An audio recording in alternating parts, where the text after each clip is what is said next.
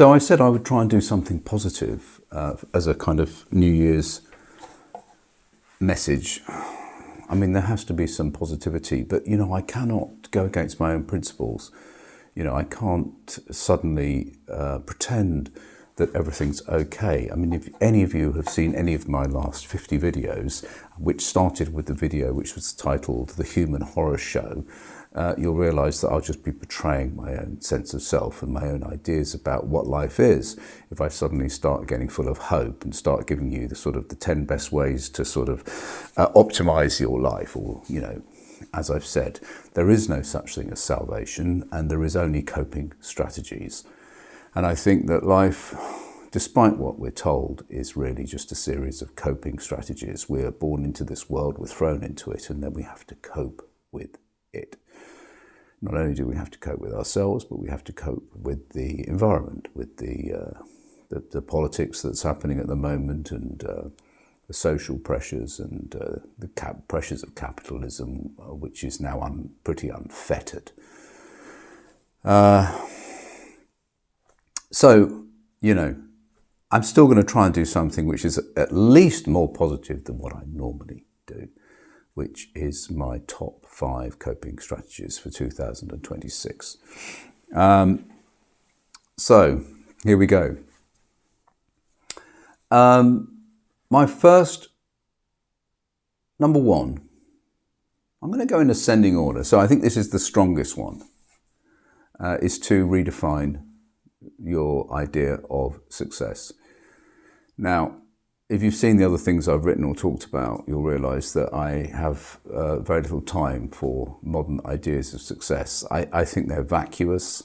I think that they're manipulative. I think that they serve only to monetize social media, or they exist to kind of enhance belief in a kind of capitalist idea, and I think that they're also psychologically an absolute hiding for nothing. I've known many, many people, you know, who have ended up with plenty of material possessions, and I know people who've lived in castles and lived in chateaux, and I've known how lonely lives, rattled around these places on their own, and they've found that there's nothing there.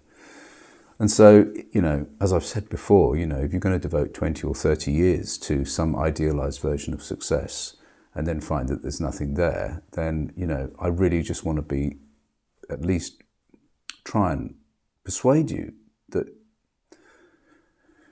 for many of you, it's a waste of time. Now, obviously, if you enjoy the process and it's fantastic and it distracts you from life's horror show, then that's brilliant. But if you're really hoping that there's going to become a point where you're going to be okay and you're going to be saved in some way, you will find salvation, then you will be extremely disappointed. You'll probably end up in serious depression. I wouldn't suggest that. So redefine your ideas of success. Now, success is a story. And we know what the story is. We've seen it. We see it every day on social media. We are exposed all the time to people like Andrew Tate driving around in his Bugatti, and tens of thousands of others. I mean, he's the worst example, but, you know, people buying expensive luxury watches, people pretending that you can invest in diamonds and gold and end up, you know, people talking about passive income as though it's something so wonderful. Can you imagine passive income? Can you think of anything worse than just sitting there counting money all day? Is that really what you want to do with your life? Think about it. Think about the thousands of videos. I say thousands, I mean hundreds of thousands of videos out there trying to persuade you that you've got to earn a passive income if you want to be rich, successful. A passive income. Sitting there counting your money for 40 years, counting it, bigger and bigger piles, and then you get cancer, you die. Is that really what you want? Is that really what you want out of life? You know, so but it is a very, you know, it's a seductive story, so I understand it. But pretty much everything, I think, that we now think of as success is fairy tale. It's make-believe. It's bullshit. And I'm not talking emotionally. I'm not talking viscerally. I'm not talking, you know, there's nothing to do with envy or jealousy or kind of, you know, trying to legitimize a more, shall we say, modest life. It's statistically true, actually. It's statistically true. Okay, there are certain people in life, okay, who, as they used to say, have got it all. Or they seem to have it all. Of course they don't, but they seem to. And if you're struggling and if you're lonely and all those kind of things, I can understand how you will envy those kind of people. They seem to have success. And I'm afraid the bad news is that some of them actually do have success. Some people just manage to get it, But the point is that it's an extremely rare phenomenon. We're talking about 1/10 of 1%, perhaps. And I have a word for these people. I call them Destiny's Darlings.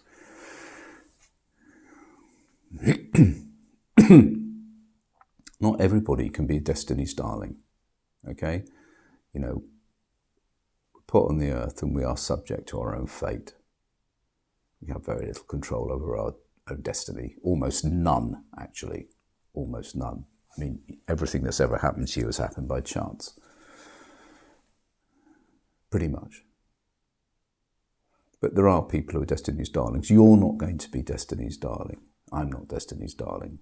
I don't really know anybody who is Destiny's Darling, but there's one or two who exist. You know who I'm talking about. Those people who seem to have been able to reach their full potential, doing something that is really intrinsic to their soul, and make good money out of it, sustain good relationships, and they die surrounded by a loving family. Destiny's Darlings. But there's no point in trying to become Destiny's Darlings. That's just a golden ticket that just happens occasionally. So forget about the 0.001% of people who, for some reason, become Destiny's Darlings. Let's deal with the real world, okay? The masses, us. Redefine success. Success is getting through life, actually. And it's getting through life with as little pain as possible. That's what success is. Success is not ending up in the gutter with people treading over you. Success is not ending up in prison for 30 years. Success is not being subject to a terrible addiction, a slave to something. Success is not being dependent all your life. Success is finding your way through something which is incredibly difficult. Success is finding stable accommodation, which is okay, where you're not having stones thrown through your window at night. Success is working. I don't mean working as a slave in a position which you absolutely hate, but, working something that's tolerable and okay, and being independent, paying your way. Success is having children and not abusing them and not torturing them and not letting them suffer and, making sure that there's love in the household. This is success. And why do I say that these things are success? Because they are incredibly difficult. I know you think that those are the easy things and you want more. You think that those are the easy things, yeah? You walk down the suburban street, you see these little tiny terraced houses and you walk past them, okay? And they've got the nice flowery curtains and, maybe a nice solid brass door knocker, and inside they've got a big TV and a couple of children and the people are sitting down at the table and having TV dinner and that kind of thing. It looks easy, doesn't it? It looks boring. That is incredible success. Statistically, that is amazing. You're mitigating against pain, you're mitigating against your suffering. And the thing about that kind of success is that it is feasible. It is possible to achieve that. You can get there, but it's hard and it's tough and it requires discipline, and it means that you have to exist in the real world. Yeah, not in your fantasy world any longer. Yeah, forget about being Destiny's Darling, okay? I challenge you just to reach that modicum of success. Can you imagine mitigating the pain and the suffering of being outside in the cold, the mitigation and suffering of not being able to afford a nice big lump of cheddar cheese? Because now that they put locks on cheddar cheese in supermarkets. those nice big pieces of cheddar cheese, have got the security tags on them. That's how valuable that piece of cheddar is. If you can afford that piece of cheddar, you're way on the path to success. Remember, it was only 100 years ago that people who had a pineapple would put it in the window to show off how wealthy they were. A pineapple. How many pineapples have you bought this week? 3, 4, 10? It means nothing to you, does it? Not long ago, your great-great-grandmother would put the pineapple in the window. It would be a sign that you were doing well, because a pineapple was such a rare and exotic fruit that before you chopped it up and ate it, you showed off. All right, so get real. Redefine success. Stop looking on YouTube at people. There's stupid things about, how to get abundance, which is what they use instead of money. It's vacuous. This isn't theory. I've seen it many, many times, hundreds of times. It's completely meaningless. But the type of success I described earlier isn't meaningless, and that's still hard. But you can get there. Okay, so that's my top tip for 2025. My top tip, being positive, coping strategy. Number 2, accept tragedy is the universal human story. No more self-pity. Well, you can have a little bit of self-pity. There's nothing wrong with self-pity. I mean, Stephen Fry says that he once made this rather pompous statement, I thought. He said that self-pity is the worst of all human characteristics. Well, I don't think it is, really. I think a little bit of self-pity is okay. But you'll feel a lot less self-pity once you enter into the real world. The real world is that life is tragic, okay, and that nobody is immune. Okay, nobody ever has been immune. Not only people, but no tortoise has been immune, no hedgehog has been immune, and no little bird in the garden has ever been immune from tragedy. I've seen tragedy in the animal kingdom thousands of times, and it breaks my heart. And I've seen it in the human world as well, because there is no animal or human, there is no sentient being on earth that isn't subject to the tragedy and the reality of being alive. It's a simple thing. I'm sure you've all had your own personal tragedies. I don't think anyone here hasn't. If you haven't, the horror story's coming, okay? If somehow you've managed to get through without any tragedy, it's coming for you. You'll be very lucky to escape it. It's not really about death, although that is tragic in itself, but that's more of a metaphorical kind of, that's a metaphysical rather tragedy. Tragedy is you lose everyone you love. Everything goes. Everything is so temporary that there's almost no point in investing anything in anything. There's almost no point in investing the love for your pet, because it ain't going to last more than about 10, 11 years. And then you'll spend the rest of your life pining for it. It's tragic. It's awful. What can you do about that? Well, there is something you can do about it, and you can pick up that tragedy. You turn it into a big stone, and you don't distract yourself from it, because that's the easy way. All right, there's no point in distracting yourself from it, because then your life becomes a sort of an ephemeral. You just become a sort of YouTube watcher or TV watcher. You just watch men eat beef burgers in the north of England, all right, and you get pleasure from that. But forever, that's distraction. Forever, you're not alive. You want a bit of life, a little bit of life.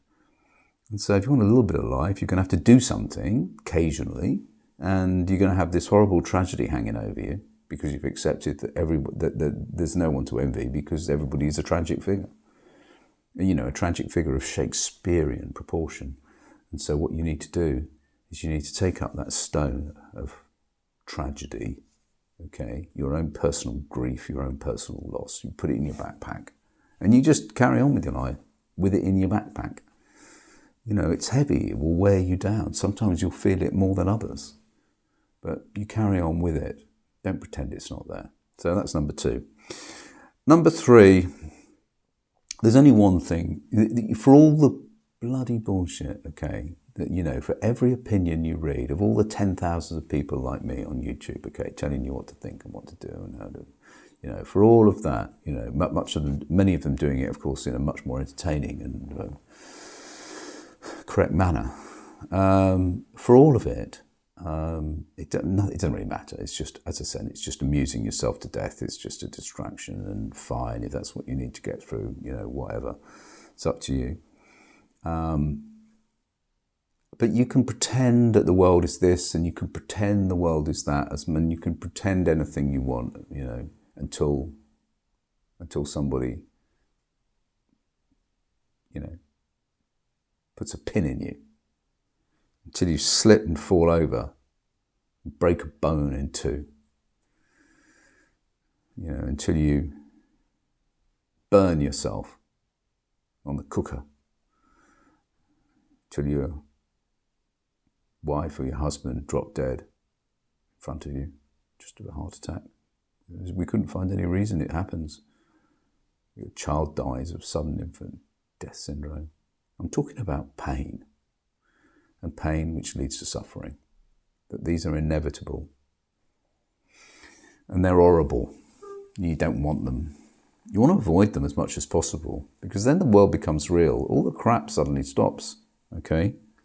You know, if I put a red hot poker on you, then the world disappears and there's only the red hot poker. And we're all going to face red hot pokers and the suffering that comes afterwards. However you want to think about how your pain may come and your suffering may come, it could come from all sorts of reasons, physical and psychological. Guilt is terrible pain, shame, awful pain, you know. Fear isn't pleasant either. So, because pain is the only thing that really exists, actually, in many ways, because happiness doesn't exist. There's no such thing as happiness. It's such a fleeting, you know, thing, isn't it? That you can't even hold on to it. What is it? But we know what pain is. You know, you can go on about happiness, you know, with your words and your word salad for an hour, telling me what happiness is and where it comes from, and I'll just stick a needle in your arm, and then that's pain. Quite simple. No words necessary. So, number 3, coping strategy for 2026, being positive, is mitigate against pain. Mitigate against pain, all right? We know where pain and suffering come from. We know what we do. We know what can happen. And, you know, like, for example, you know, we get angry and we get resentful and we get annoyed and we act too quickly, we act with haste, you know, pain will follow in some way, probably. You'll slip over, or you'll make a mistake, you'll say something stupid, or, you know, pride before a fall, you'll walk out of a job into poverty because of some silly thing, you know, and, you know, or just, you know, safety first, all right? Keep yourself safe. Keep yourself safe, mitigate against pain of all types. You know how to do that. Of course, you won't avoid it completely, but it's better to spend only 3 weeks of the year in agony than it is to spend 8 months of the year in agony, because you weren't mitigating against pain. You weren't doing what you should be doing in order to make sure that life goes okay. You know, if you don't lie, be honest, because, you know, lying will end up in pain, generally. Something as simple as telling a lie generally ends up in some sort of pain. Deceiving people, the pain. It kind of comes back to bite you. Wear proper shoes when you're going out, so you don't slip over and break your knee, you know, and end up for 2 weeks in hospital and then 3 months in physiotherapy. So that's number 3, mitigate against pain. I think you know what I'm talking about, I don't go too much. Number 4 coping strategy is accept that this world we're living in, this virtual world we're living in, the world of social media and YouTube, and everybody's a bloody podcaster now, aren't they? I mean, literally everyone. All of the people who you thought would be kind of, you know, wouldn't go down that path are now doing a podcast. I mean, there are literally tens of thousands previously professional people and broadcasters and journalists and philosophers and writers and scientists and historians and thinkers, like Sam Harris and that lot, and then all the worst of them, the Russell Brands and the Tucker Carlson, the Jordan Petersons, the David Icks. It goes, Andrew Tate, it goes on forever. But also the nice guys, the affable guys, the guys that you used to think wouldn't do it. They're all telling you, they're all making a noise, and its noise is off. It's not real. It's not real, because how many times have you've been absorbed into that world, and then, I don't know, after an hour, 2 hours, 3 hours, 4 hours, 5 hours, 6 hours, something kind of wakes you up, and somehow you manage to stop watching. You've spent an hour maybe watching a guy eat some fish and chips in the north of England, or you've watched Matt Armstrong fix up a Ferrari in his garage. You're kind of lost in it. Or you've been watching the news agents, analyse for no reason, 24/7 news, just more and more kind of analysis and opinions, or I don't know. I could go on it forever. And then you suddenly wake up from it, don't you? And you kind of wake up and you look around a little bit like this, and you go, and you're back in the real world somehow. You're back. I mean, many of my videos have been about the end of what I call basic humanity and the beginning of the post-human world, the acceleration of this post-human, degraded human, and the combination of technology and the two coming together, making something that's less than human. And many of the examples I've given are when I walk around here in the local park with women pushing their brand new babies with one arm with the pram because they want the phone on the other. They've got the fucking newborn baby there and they're looking at the phone. And guys pulling their dogs around on the phone. Dogs only going to last 8, 9, 10, 11 years or something like that. When they got that pet, they loved it. But it can't beat the phone now. Every time they go out for a walk with their dog, one hand on the leash, the dog lagging behind, playing, having fun, barking, sniffing about. That's what they should be looking at, but they're looking at the phone. Flicking through it with one hand. And we know it's bullshit. And then we wake up from that, don't we? And then sometimes you see them wake up from it. And they put the phone away. And then they realise they've got a child. Realise they've got this beautiful golden retriever or poodle. It's a bubble. It has nothing to do with reality. I'm not saying we don't go into it. Go into it as much as you like. But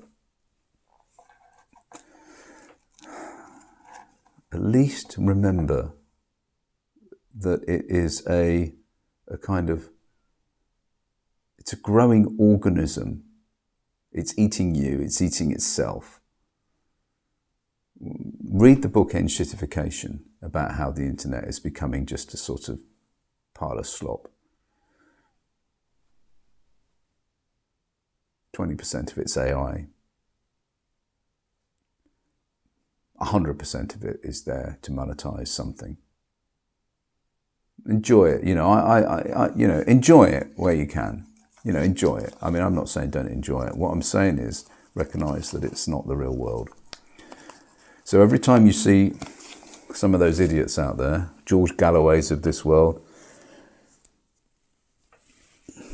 even all of them really, and on the left, people like Owen Jones, I'm sure he's a very affable fellow if you meet him.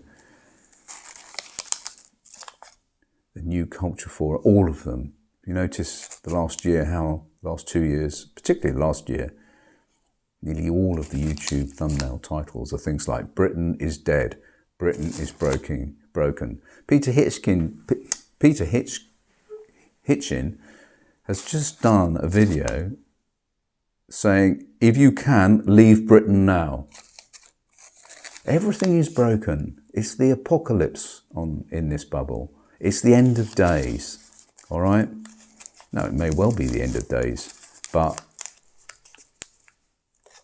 have a look around you to see what's ending and what isn't and what you can do about it. Don't rely on the internet. The only reason that they say everything is broken and destroyed and buggered is because they're monetizing something. Finally, you'll be glad to know, number 5, my positive, super positive 5 coping strategies for 2026 is don't worry so much about your meaning and your purpose, because you see, the thing is, you've been told for decades, ever since the beginning of the self-help book in the 70s, that we need to find some form of meaning or purpose. Now, we should have already established the fact that the existentialists, Jean-Paul Sartre and Albert Camus, were very clear on this. God is dead. You're not going to find it there. No one's coming to save you. There is no salvation. If you want to believe that, fine. But that, to me, is just a pure nonsense and distraction. Now, I understand how it is seductive. And if that's how you feel comfortable, then fine. Okay. However, if you are living in the world as it really is, okay, then it's not going to be so easy to know quite what your meaning or purpose is. Now, your meaning and purpose will not be satisfied, or you will not find salvation in anything. If you fancy being a yoga instructor in Bali and then doing everything on your Apple Mac and making a fortune, then it will not that will not be your salvation. There is no salvation. So what are you going to do about your meaning and your purpose? 2025. Okay, this is my top tip, number 5, which is, have I forgotten what it is after that big build-up? No, it's not. It's that you can always find a purpose in the moment, in the day. There is always meaning you can find in that day. And that is to do something that will make tomorrow a little bit easier. That is meaningful. That is a good purpose. If there's something you can do now or today that will make tomorrow just that little bit easier, then that's a good track to be on. And that means that you can always find meaning in something. Now, look, I know other people have said this kind of thing, but I'm trying to say this in the context of a world that is a tragic horror show. And you could find yourself rooted to the spot, terrified, unable to move, not knowing what to do, where to go, how to be. And I'm saying that to get out of that traumatic stasis, then do something today that will make tomorrow a little bit